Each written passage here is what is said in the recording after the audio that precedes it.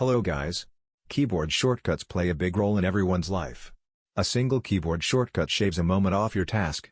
It makes it easy, fast, and interesting. It makes a 90% big role in organization. It levels up you from expert to master level.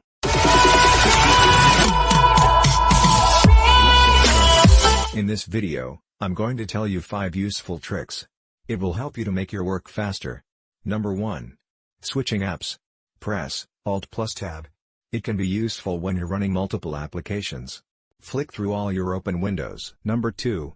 Minimizes all the application. Now, press Windows plus M. This shortcut minimizes all the application you have opened. Number 3. Virtual desktop. Press Ctrl plus Windows plus D to create virtual desktop. Then I will show you another key. It will snap your desktop. Press Ctrl plus Windows plus left arrow or right arrow.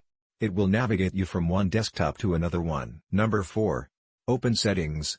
Press Windows plus I. Hit this keyboard shortcut to bring up the settings dialog page. And you can configure the settings page at any time. Number 5. Instant Windows lock. Press Windows plus L to lock the screen.